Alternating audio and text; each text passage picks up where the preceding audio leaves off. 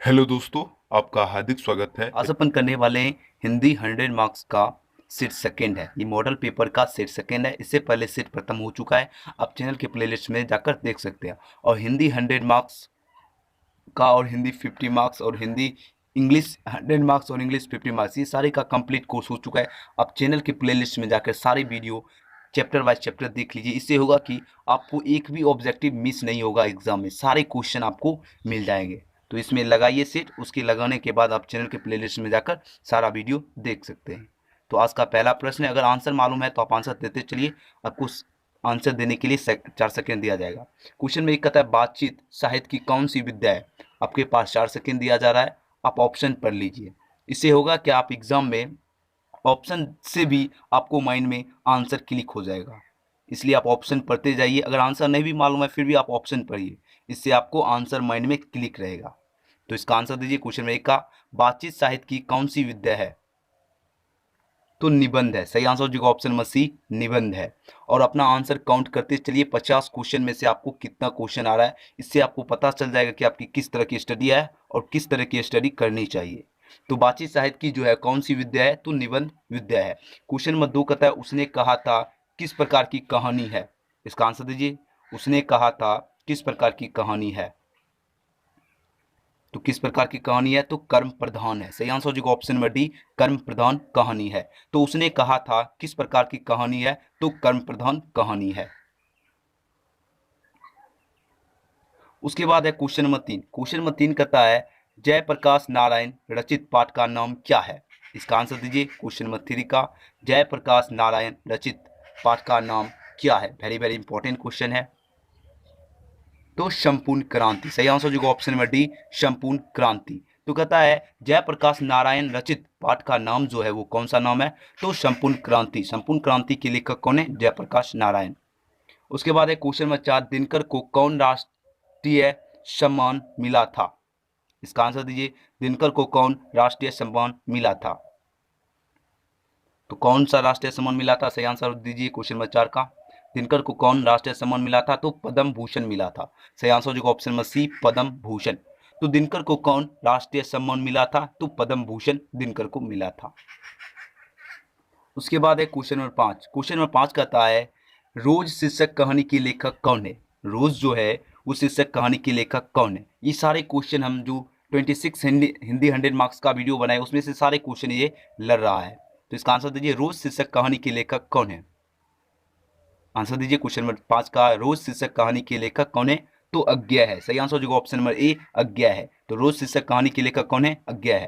Question number 6 का था, प्रताप के संस्थापक कौन थे। प्रताप के संस्थापक कौन थे। इसका आंसर दीजिए क्वेश्चन नंबर 6 का। तो कौन थे, तो गणेश शंकर विद्यार्थी थे। सही आंसर हो जाएगा ऑप्शन नंबर ए, गणेश शंकर विद्यार्थी। तो प्रताप के संस्थापक कौन थे, गणेश शंकर विद्यार्थी थे। आगे बढ़ते हैं। उसके बाद कहता है क्वेश्चन नंबर 7, ओ सदानीरा शीर्षक पाठ के लेखक कौन है। बहुत इंपॉर्टेंट क्वेश्चन है। ओ सदानीरा शीर्षक पाठ के लेखक कौन है। और ये जितने भी क्वेश्चन है बहुत ही ज़्यादा इंपॉर्टेंट क्वेश्चन है। आप सप्ताह में से रिवीजन करते रहिए। इससे होगा क्या, आपकी स्टडी जो है आपको बहुत ही अच्छा हो जाएगी और आप एक भी क्वेश्चन मिस नहीं करेंगे। तो आंसर दीजिए क्वेश्चन नंबर 7 का, ओ सदानीरा शीर्षक पाठ के लेखक कौन है।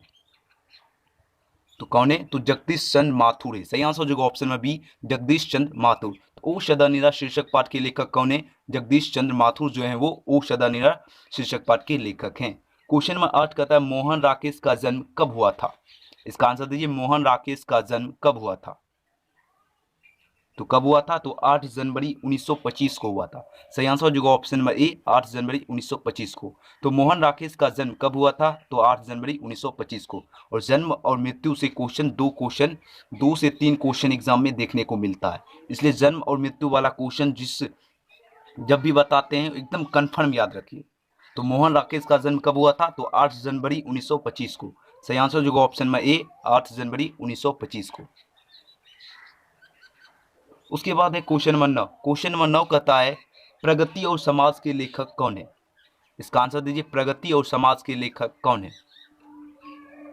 तो कौन है, तो नामवर सिंह है। सही आंसर जो option number C, Namvar Singh. तो प्रगति और समाज के लेखक कौन है, नामवर सिंह है।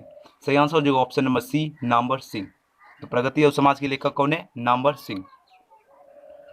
उसके बाद है क्वेश्चन नंबर 10। क्वेश्चन नंबर 10 कहता है हंसते हुए मेरा अकेलापन के लेखक कौन है? हंसते हुए मेरा अकेलापन के लेखक कौन है?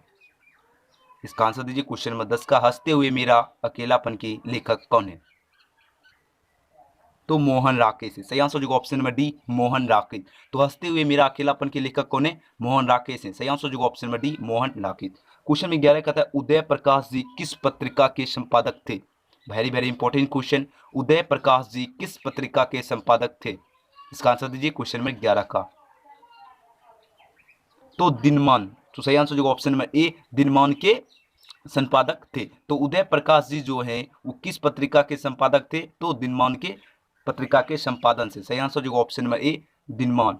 क्वेश्चन नंबर 12 कहता है जो लोग भयभीत हैं वे क्या नहीं हो सकेंगे?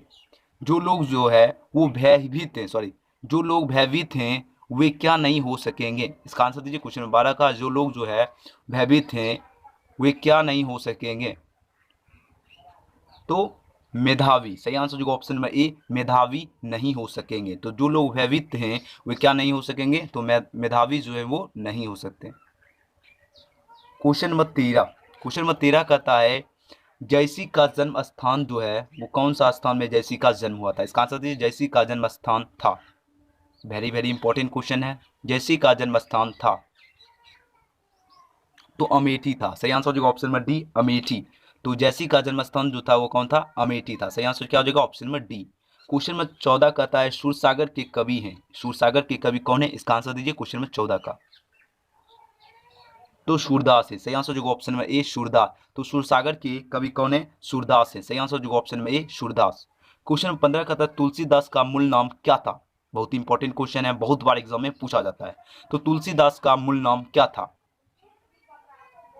तो राम बोला था। सही आंसर जो ऑप्शन में बी, राम बोला। तो तुलसीदास का मूल नाम क्या था? तो राम बोला नाम था तुलसीदास का मूल नाम।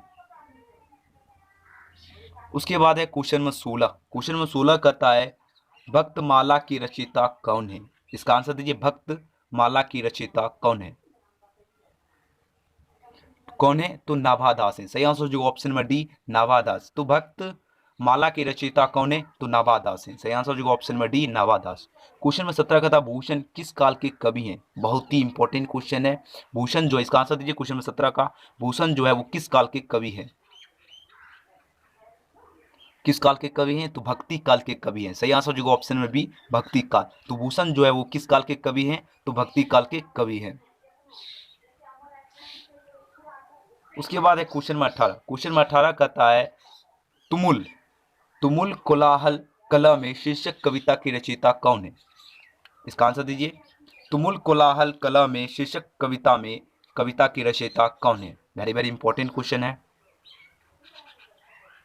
तो जयशंकर प्रसाद। सही आंसर जो ऑप्शन में ए, जयशंकर प्रसाद। बहुत ही इंपॉर्टेंट क्वेश्चन है। तो तुमुल कोलाहल कला में शीर्षक कविता की रचयिता कौन है? तो जयशंकर प्रसाद है। क्वेश्चन में 19 कहता है सुभद्रा कुमारी चौहान की लिखी कविता कौन सी है? और इस तरह का क्वेश्चन है, बहुत ही बार पूछा जाता है। सुभद्रा कुमारी चौहान की लिखी कविता जो है वो कौन सी है? तो पुत्र वियोग। तो सही आंसर जो ऑप्शन में बी, पुत्र वियोग। पुत्र वियोग जो है वो सुभद्रा कुमार चौहान की लिखी हुई कविता है। तो सुभद्रा कुमारी चौहान की लिखी कविता कौन सी है? तो पुत्र वियोग। सही आंसर जो ऑप्शन में बी, पुत्र वियोग। उसके बाद है क्वेश्चन नंबर 20। क्वेश्चन नंबर 20 कहता है शमशेर बहादुर सिंह को हिंदी साहित्य में क्या कहा जाता है? वेरी वेरी इंपॉर्टेंट है। शमशेर बहादुर सिंह को हिंदी साहित्य में क्या कहा जाता है? इसका आंसर दीजिए क्वेश्चन नंबर 20 का। शमशेर बहादुर सिंह को हिंदी साहित्य में क्या कहा जाता है? तो कवियों के कवि कहा जाता है। सही आंसर जो ऑप्शन नंबर ए, कवियों के कवि। तो शमशेर बहादुर सिंह को हिंदी साहित्य में क्या कहा जाता है? तो कवियों के कवि कहा जाता है शमशेर बहादुर सिंह को। क्वेश्चन में 21 इनमें से मुक्ति बोध की कौन सी रचना है? इसका आंसर दीजिए। इनमें से मुक्ति बोध की कौन सी रचना है? तो जन जन का चेहरा एक। सही आंसर जो ऑप्शन में बी, जन जन का चेहरा एक। तो इनमें से मुक्ति बोध की कौन सी रचना है? तो जन जन का चेहरा एक जो है वो मुक्ति बोध की रचना है। उसके बाद आगे बढ़ते हैं। उसके बाद है क्वेश्चन नंबर 23। क्वेश्चन नंबर 23 कहता है, उसके बाद क्वेश्चन नंबर 22 कहता है पाठ्य पुस्तक में रघुवीर सहाय की संकलित अभिनायक कविता कैसी कविता है? इसका आंसर दीजिए। पाठ्य पुस्तक में रघुवीर सहाय की संकलित अधिनायक कविता कैसी कविता है? तो व्यंग प्रधान है। सही आंसर जो ऑप्शन नंबर ए, व्यंग प्रधान। तो पाठ्य पुस्तक में रघुवीर सहाय की जो संकलित अधिनायक कविता जो है वो कैसी कविता है? तो व्यंग प्रधान है। क्वेश्चन नंबर 23 कहता है प्यारे नन्हे बेटे को कविता में लोहा किसका प्रतीक है? वेरी वेरी इंपॉर्टेंट है। इसका आंसर दीजिए। प्यारे नन्हे बेटे को कविता में लोहा किसका प्रतीक है? किसका प्रतीक है? तो कर्म का प्रतीक है। सही आंसर जो ऑप्शन नंबर सी, कर्म का प्रतीक है। तो प्यारे नन्हे बेटे को कविता में लोहा किसका प्रतीक है? तो कर्म का प्रतीक जो है वो क्या है? लोहा है। तो कौन से चैप्टर है? तो प्यारे नन्हे बेटे को। सही आंसर जो ऑप्शन नंबर सी, कर्म को। आगे बढ़ते हैं। उसके बाद है क्वेश्चन नंबर 24। क्वेश्चन नंबर 24 कहता है इनमें अशोक वाजपेयी की कौन सी रचना है? इसका आंसर दीजिए। इनमें अशोक वाजपेयी की कौन सी रचना है? तो हारजीत। हारजीत जो है वो अशोक वाजपेयी की रचना है। हारजीत के लेखक कौन है? अशोक वाजपेयी। तो इनमें अशोक वाजपेयी की कौन सी रचना है? हारजीत। और आपको ए बी सी इसके जो है लेखक कौन है, इसका आपको कमेंट बॉक्स में कमेंट करना है। अगर आपको प्रत्येक वीडियो देखे होंगे तो इसका आप सभी का आंसर आपको मालूम होगा।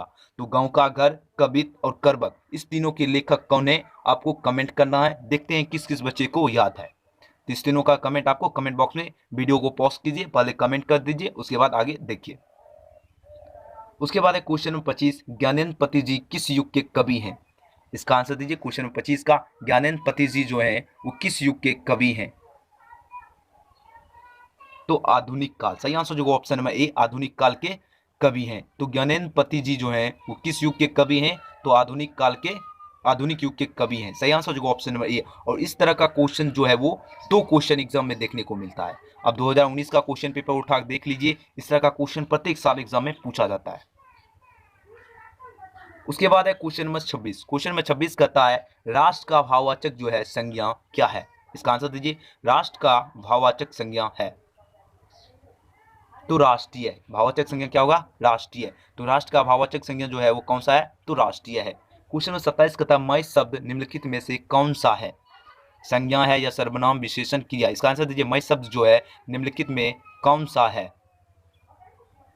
तो सर्वनाम है। मय जो है वो कौन सा है? सर्वनाम है। तो मय शब्द निम्नलिखित में कौन सा है? तो सर्वनाम है। क्वेश्चन नंबर 28 कहता है जल का विशेषण है। जल जो है, जल का विशेषण जो है वो क्या है? इसका आंसर दीजिए। क्वेश्चन नंबर 28 का जल का विशेषण है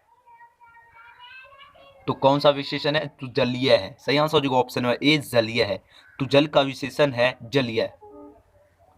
उसके बाद है क्वेश्चन नंबर 29। क्वेश्चन नंबर 29 कहता है कर्मवाच का उदाहरण है। वेरी वेरी इंपॉर्टेंट क्वेश्चन है। कर्मवाच का उदाहरण है। इसका आंसर दीजिए। क्वेश्चन नंबर 29 का कर्मवाच का उदाहरण है। तो उदाहरण जो है वो कौन सा उदाहरण है? तो कमाना से चिट्ठी लिखी जाती है, सॉरी, कामना से चिट्ठी लिखी जाती है। तो सही आंसर जो ऑप्शन में बी, कामना से चिट्ठी लिखी जाती है। तो कहता है कर्मवाच का जो उदाहरण है वो कौन सा उदाहरण है? तो कामना से चिट्ठी लिखी जाती है। सही आंसर जो ऑप्शन में बी, कामना से चिट्ठी लिखी जाती है। क्वेश्चन नंबर 30 कहता है मैंने आम खाया है, वाक्य का उदाहरण है। ये question very very important question है। इसका आंसर दीजिए। मैंने आम खाया है, वाक्य का उदाहरण है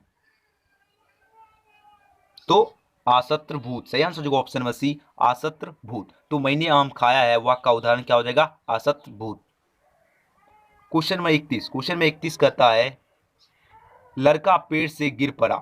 लड़का जो है वो पेड़ से गिर पड़ा, इनमें किस कारक की विभक्ति लगी है?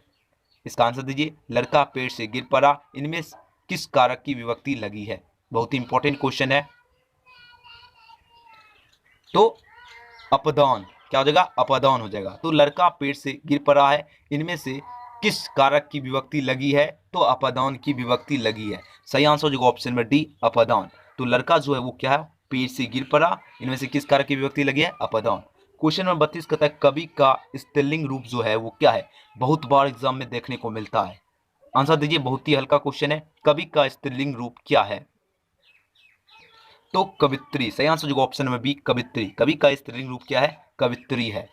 उसके बाद है क्वेश्चन नंबर 33। क्वेश्चन नंबर 33 कहता है अध्यापक शब्द का स्त्रीलिंग रूप क्या है? इसका आंसर दीजिए। अध्यापक शब्द का स्त्रीलिंग रूप क्या है? तो क्या है?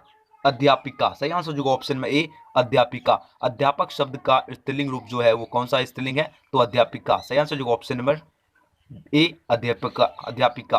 तो अध्यापक शब्द का स्त्रीलिंग रूप क्या होता है? अध्यापिका। Question number 34। क्वेश्चन नंबर 34 कहता है थोड़ा सा कौन निपात है?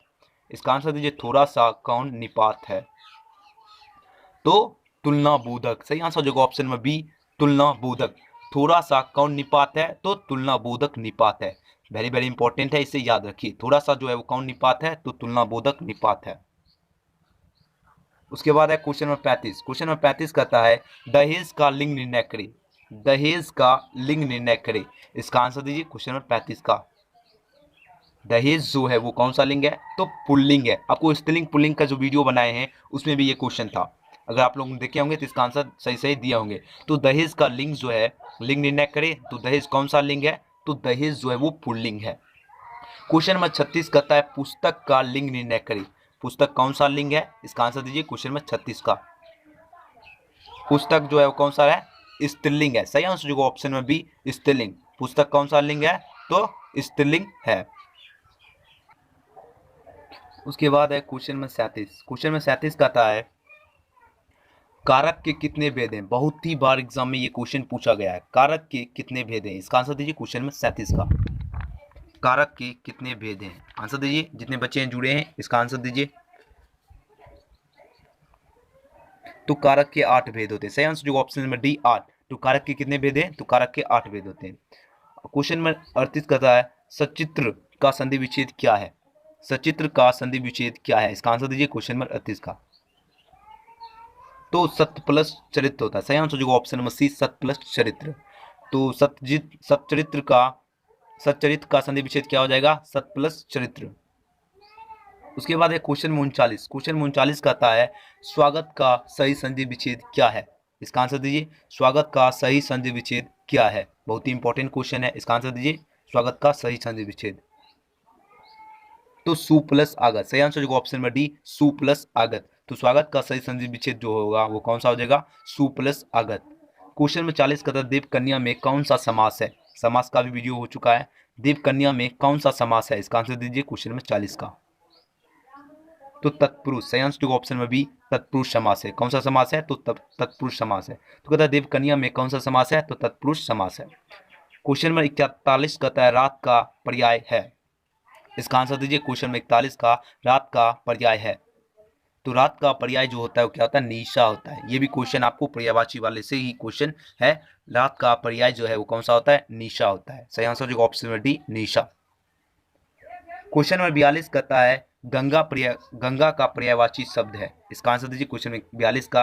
गंगा का पर्यायवाची शब्द है तो मंदाकिनी है। सही आंसर जो ऑप्शन में बी, मंदाकिनी। तो गंगा का पर्यायवाची जो शब्द है वो कौन सा शब्द है?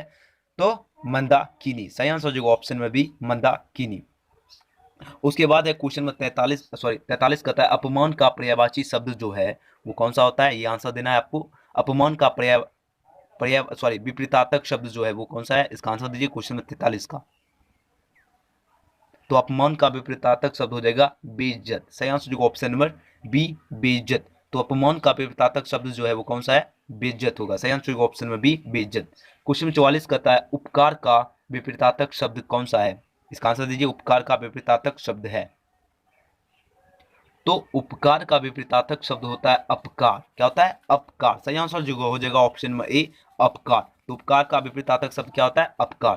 क्वेश्चन 45 कहता है स्वागत शब्द में कौन सा उपसर्ग है? उपसर्ग का भी वीडियो हो चुका है। स्वागत शब्द में कौन सा उपसर्ग है? इसका आंसर दीजिए क्वेश्चन नंबर 45 का। तो सु उपसर्ग है। तो स्वागत में उपसर्ग कौन हुआ? जैसे स्वागत में कौन सा उपसर्ग हो गया? सु उपसर्ग हो गया। उसके बाद है क्वेश्चन में 46। क्वेश्चन में 46 कहता है अनपढ़। अनपढ़ में कौन सा उपसर्ग है? अनपढ़ में कौन सा उपसर्ग है? इसका आंसर दीजिए क्वेश्चन में 46 का।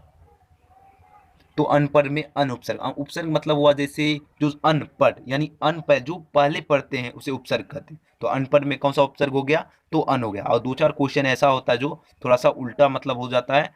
जिस तरह ये था, जैसे हुआ था स्वागत में कौन सा शब्द उपसर्ग हुआ था? सु हुआ था। इस तरह आपको याद कर लेना, और बाकी सब में ये जो बताए हैं शुरू वाला वो सारे लगता है। तो अनपढ़ में कौन सा उपसर्ग है? तो अन उपसर्ग है। सही आंसर जो ऑप्शन नंबर डी, अन। क्वेश्चन नंबर 47, लड़का में कौन सा प्रत्यय लगा हुआ है?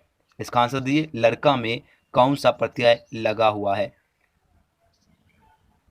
तो आका लगाओ। सही आंसर जो ऑप्शन में बी, आका। अब लड़को प्रत्यय जब भी कहेगा, यानी लास्ट में जो प्रत्यय से पहले जो पहले लर का यानी आ का, तो क्या होगा आंसर? सही आंसर जो ऑप्शन में बी, आका।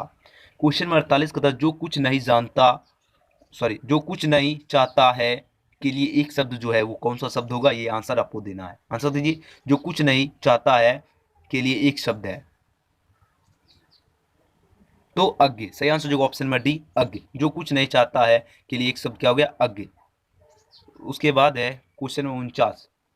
क्वेश्चन 49 कहता है जल का अर्थ होता है। इसका आंसर दीजिए, क्वेश्चन 49 का जल का अर्थ होता है। तो जल का अर्थ क्या होता है? प्रतिष्ठा होता है। सही आंसर जो हो जाएगा ऑप्शन में ए, प्रतिष्ठा। तो जल का अर्थ क्या होता है? प्रतिष्ठा होता है। क्वेश्चन 50 कहता है नाक का बाल होना मुहावरे का सही अर्थ क्या है? इसका आंसर दीजिए, नाक का बाल होना मुहावरे का सही अर्थ क्या है? और मुहावरे का भी वीडियो अपलोड हो चुका है, आप जाकर प्लेलिस्ट में सारे वीडियो हिंदी 100 मार्क्स पर क्लिक कीजिएगा, वहां से आपको सारे वीडियो मिल जाएगा। तो नाक का बाल होना मुहावरे का सही अर्थ क्या है? इसका आंसर दीजिए क्वेश्चन 50 का। तो अति प्रिय होना। सही आंसर जो ऑप्शन में डी, अति प्रिय होना। तो नाक का बाल होना मुहावरे का सही अर्थ क्या हो जाएगा? अति प्रिय होना। तो वीडियो पसंद आया तो एक प्यारा सा लाइक कर दीजिए। आप लाइक करते हैं तो एक मोटिवेशन मिलता है अगली वीडियो बनाने के लिए। एक लाइक कीजिए, एकदम आराम से, कोई दिक्कत वाली बात नहीं, आराम से लाइक कीजिए। और आपको जो शुरू में जो 3 क्वेश्चन का आपको कहे थे आंसर देने, उसका नीचे कमेंट कीजिए। आपको आंसर मालूम है तो कमेंट कीजिए। और अगर अभी तक चैनल से नहीं जुड़े हैं तो चैनल को सब्सक्राइब करके बेल आइकन को प्रेस कर ले, ताकि आपको प्रत्येक वीडियो का नोटिफिकेशन मिलता रहे। तो आप चैनल को सब्सक्राइब करके बेल आइकन प्रेस कर ले, ताकि आपको प्रत्येक वीडियो का नोटिफिकेशन मिलता रहे। तो मिलते हैं अगले वीडियो में। और भी वीडियो देखने के लिए आप प्लेलिस्ट में जाकर सारे वीडियो देख सकते हैं। Thanks for watching.